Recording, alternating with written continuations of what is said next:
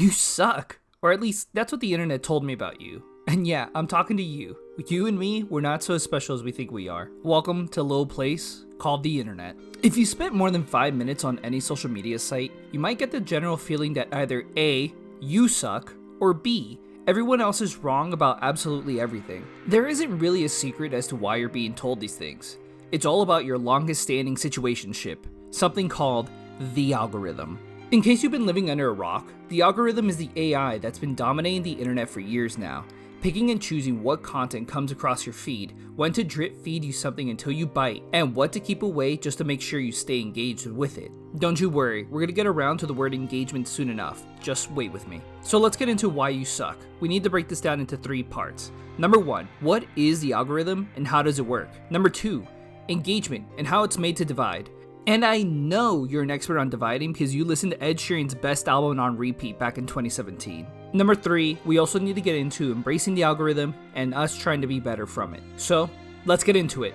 What is the algorithm?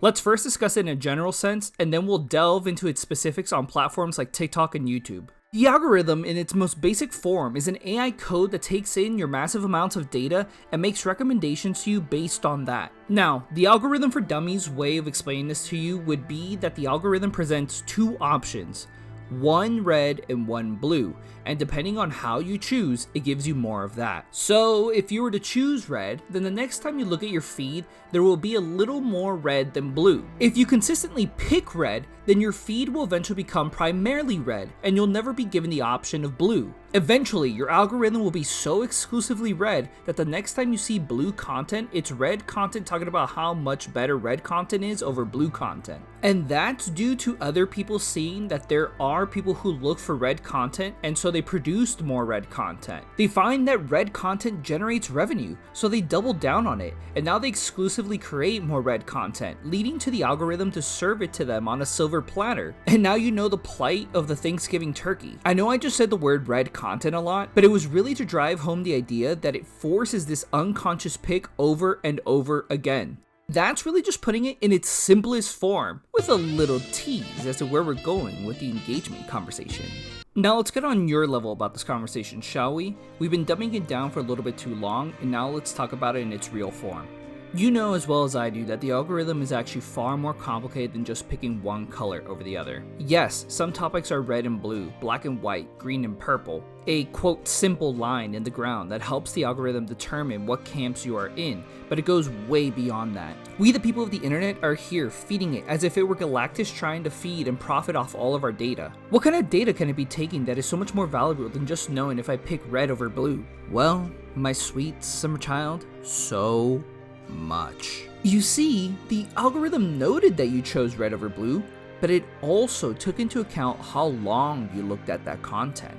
How many times did you rewatch that video? How long did you scroll through likes on your ex's last post? How quickly did you scroll by when you see content you like versus content you don't like? Does a specific face grab your attention more, or will a puppy or a kitten?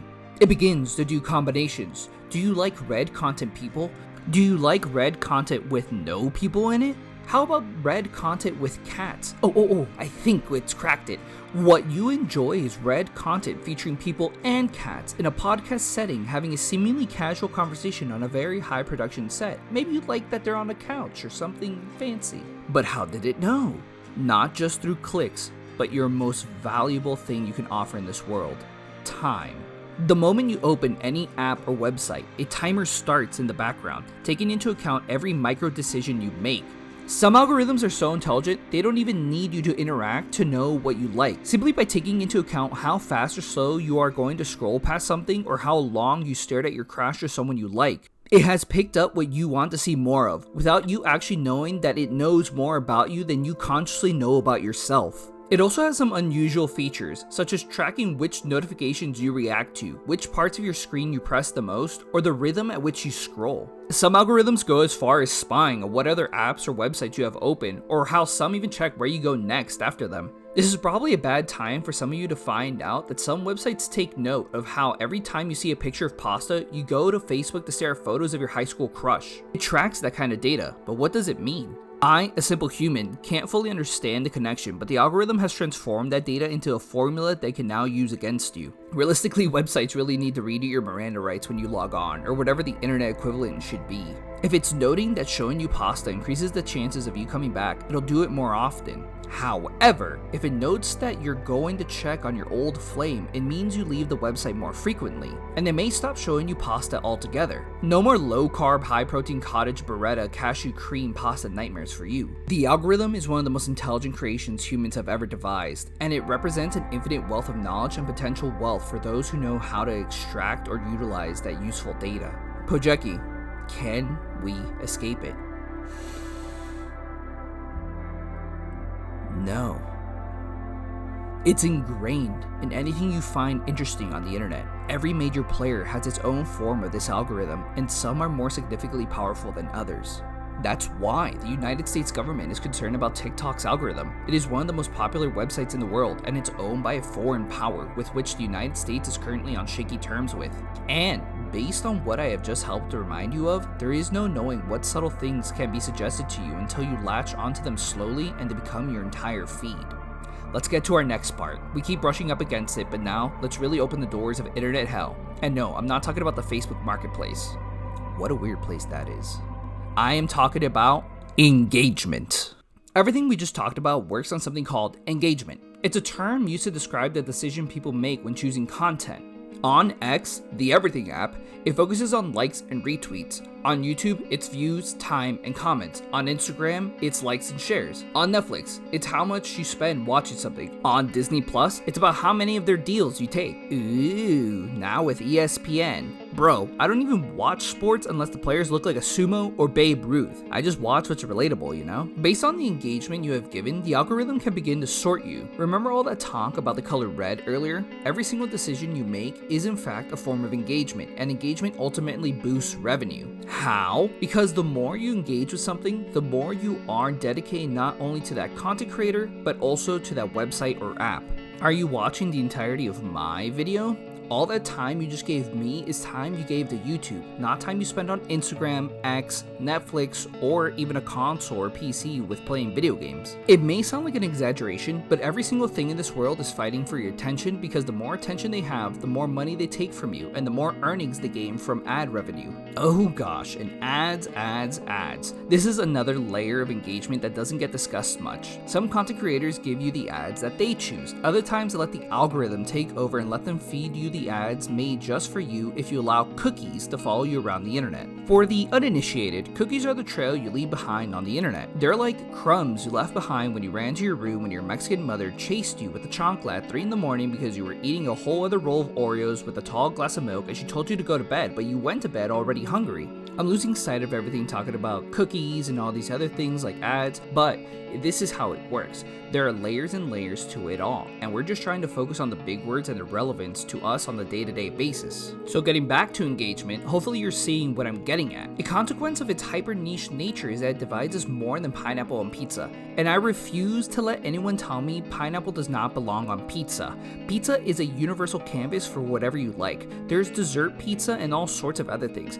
Pizza is whatever you want it to be, and if you want pineapple on that pizza, you can have it, and you can fight me in the comments about it, and I will die on this hill. Engagement drives people's revenue. Ever heard of rage baiting? It's the newest term coined to describe this new internet phenomenon. In essence, it's creating content that is purposely made to get people upset and to talk about the post or talk directly about a subject. I recently watched a video about an urban planner breaking down the actual top 4 cities of the United States, and his video popped off more than anything else on his channel. Why? Because this is a common debate on X. The top 3, according to everyone, including me, are New York, Los Angeles, and Chicago. From there, the 4th one goes to anyone. Why? Because it's meant to build a fight. People from everywhere will claim that their city is the 4th best, or that even in the top 3 are wrong. And you can delve into local economies, sizes, housing, restaurants, bars per capita, and everything else, and this debate can continue for the rest of time. That's what engagement's job is. That's what rage bait is. While you and I are in the comments about arguing which one should be the 4th city on the list, somewhere like Seattle, San Francisco, Austin, or Atlanta. No shade if you live anywhere else. It's just that the person who created the post is now getting a little cheese from the big guy upstairs. And no, I'm not talking about the Christian God, but rather our mortal cyber gods, the algorithms chain holders, the actual companies that own these algorithms. I can't tell you for certainty how much someone makes after a rage bait post like that, but I can tell you that even for $5, there are people online who are willing to make hundreds of these posts just to make something stick a couple dozen times. Their entire career is built on forcing you to engage. There are clickbait articles, clickbait YouTube videos, clickbait stories about how someone's boyfriend supposedly passed away the night before the wedding, and it's not until you're 5 posts into the thread that you realize that it's fake and you wasted all your time, and this happens to me so often and it pisses me off. Needless to say, all this has done is really divide us. I'm not going to get political about it because frankly, I don't really need to. I know you know exactly what I'm talking about. The internet has divided us and it has been in a million ways. Anyone can now post and the algorithm takes note that they received engagement, giving them a platform. And that platform begins to grow and grow because people think others must really like it, and then boom, a sudden following. Meanwhile, you and I, the intellectuals of the internet, are left wondering who covered our eyes and let us give in blindly.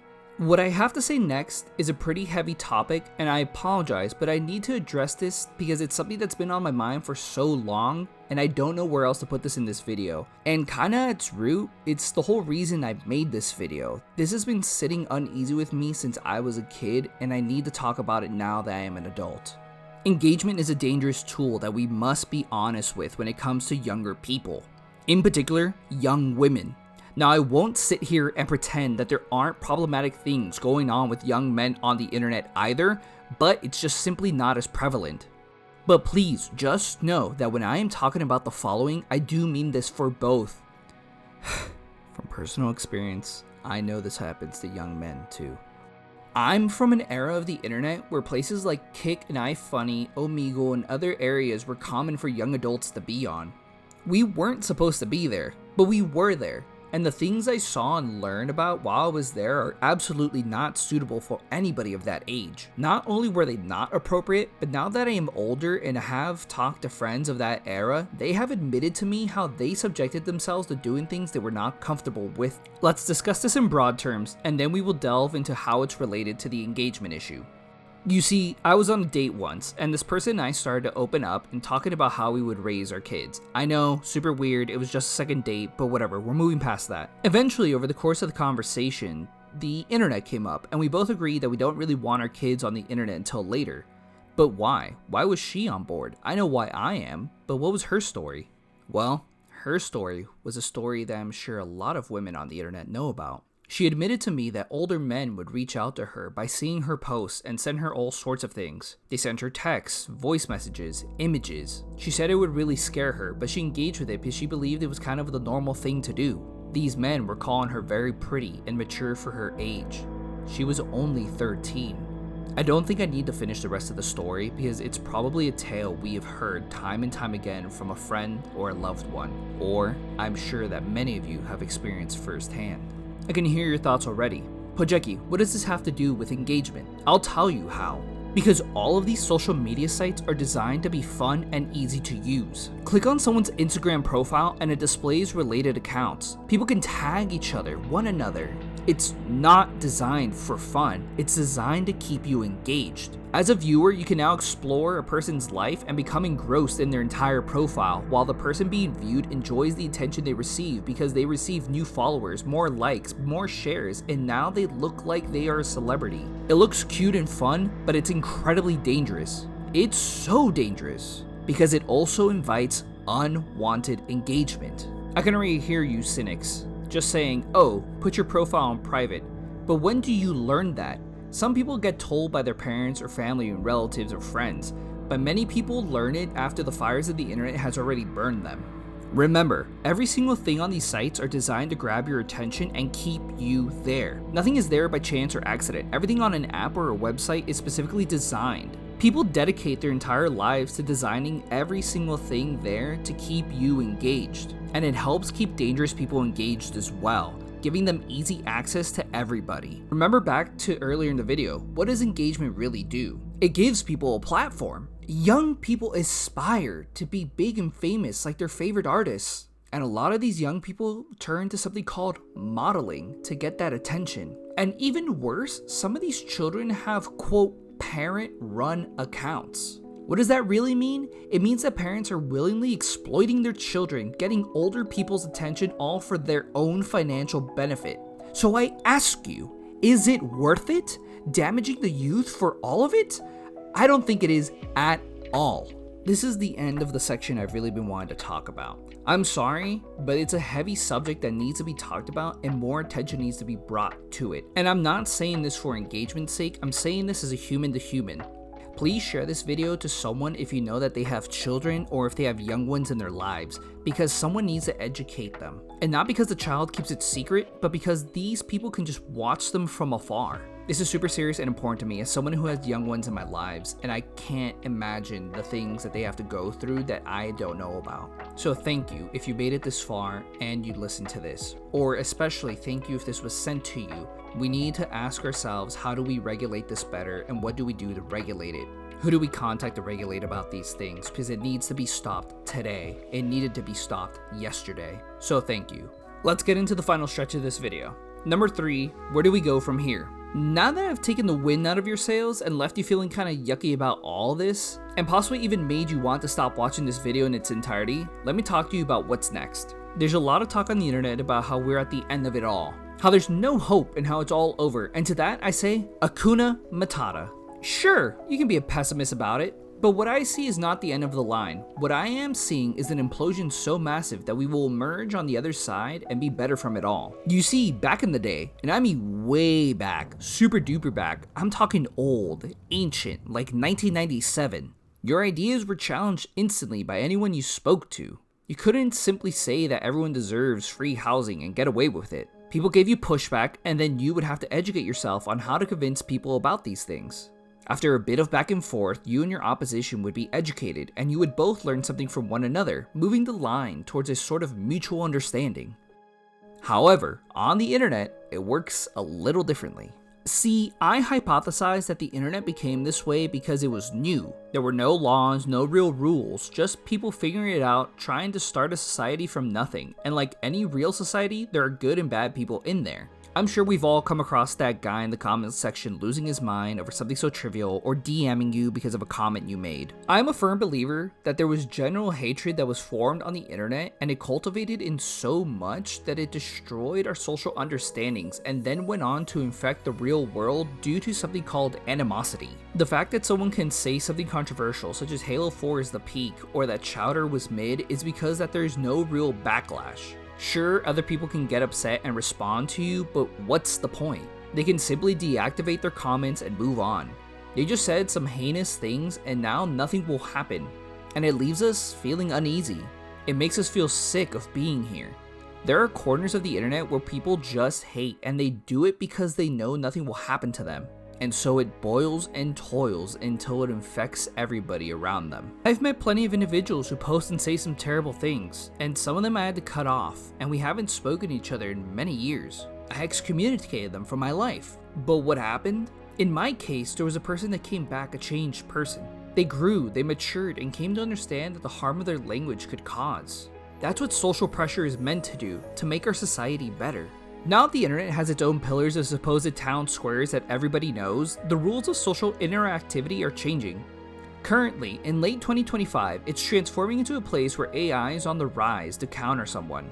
Fake arguments, fake videos, fake everything just to get one up on one another. Because, again, rage baiting is applauded and rewarded on any social medium. Where I foresee all of this going, it's that it's going to implode in on itself like a cosmic style of singularity. With the rise of all this fake information and everyone being wary of falling for computer slop, people will begin to disengage from it all and treat it once again as a humorous aspect of our lives. Obviously, we will continue to use it and be entertained by it, but I don't see that we will take it as seriously. I think it will just be a place to show each other the wild stuff we see, funny memes, and to try to confirm information that we come across offline. What's the one thing I want to be done more than anything else to algorithms? Regulation. They're dangerous in more ways than we are capable of fighting.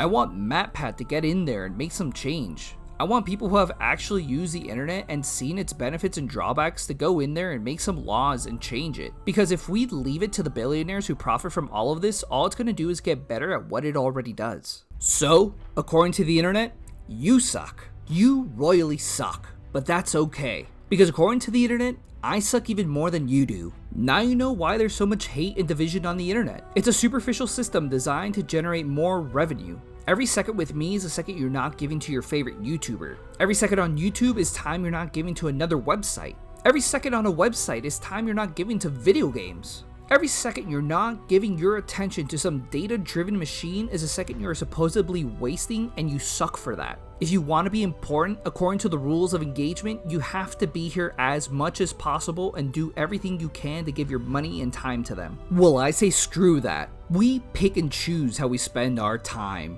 You and I have a right and authority to be whoever we want to be, and we do not care if the internet thinks that we suck. So take a moment and head outside, chat with a friend, or text a loved one. And if you're one of those people that are all alone out there, don't worry. That's what places like my channel are here to do. Places where we can discuss and debate topics, places where there's community and people in the comments who are willing to debate you or agree with you. And just know that I am here for you, even if I'm just a pre-recording right now. I'm still here in this moment with you. Regardless of what the internet has to say, you have community here. We may disagree in my comments, and we may say some words to one another, but just know I appreciate your presence. So, this has been Pojeki, your friend and guide through all things nerdy. I hope you walked away having learned something new. I love you a bunch, and thanks for stopping by. I hope to see you again real soon. Peace.